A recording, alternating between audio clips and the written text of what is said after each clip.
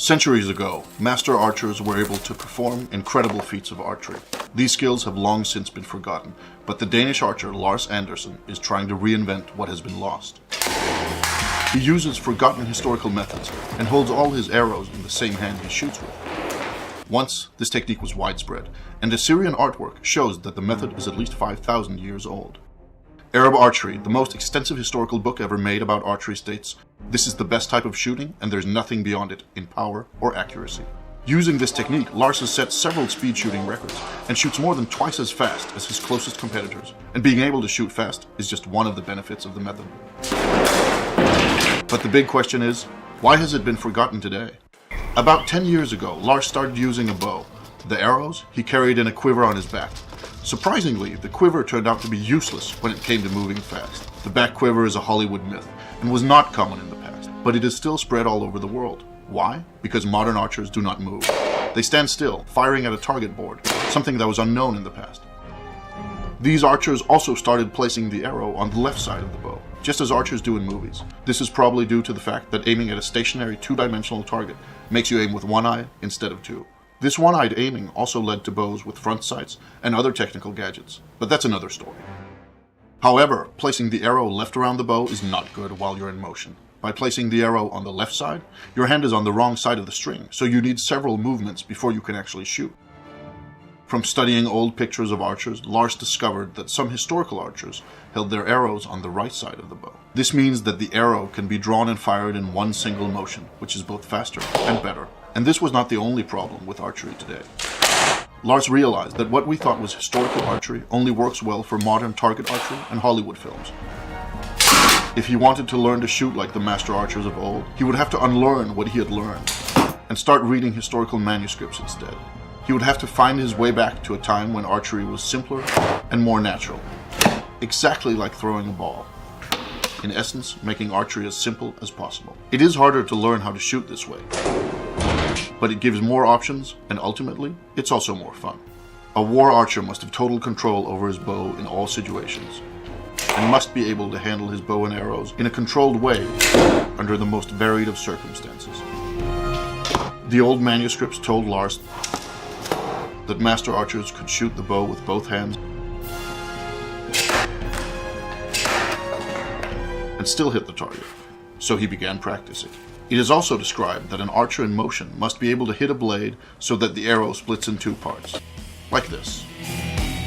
Archers could also pick up enemy arrows and shoot them back, or grab arrows while on the move and fire them rapidly. There are even myths of archers who could grab an enemy's arrow and shoot it back at him. Lars took it a step further and is now able to catch an arrow while jumping and fire it before he hits the ground. Perhaps most importantly, modern slow archery has led people to believe that war archers only shot at long distances. However, Lars found that they could shoot at any distance, even up close. This does require the ability to fire fast, though.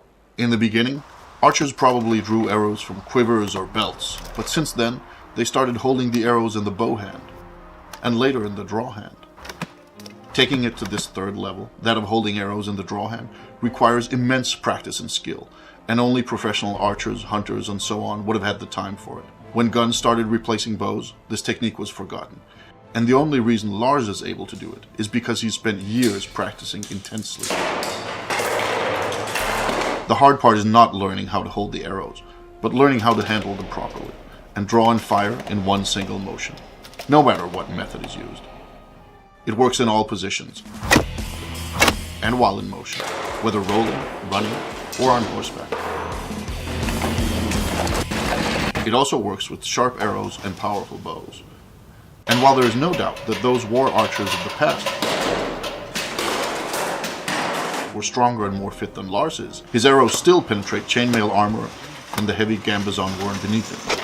It is difficult to compare actual striking power, though. Modern archers use only one hand, but in the past, some archers allegedly used both hands to give the arrow more power. Old manuscripts tell us that it was common to hold 3 arrows in the draw hand at once, while keeping more in a belt quiver. We know that some archers held more, and in a way, the bow was the ultimate weapon.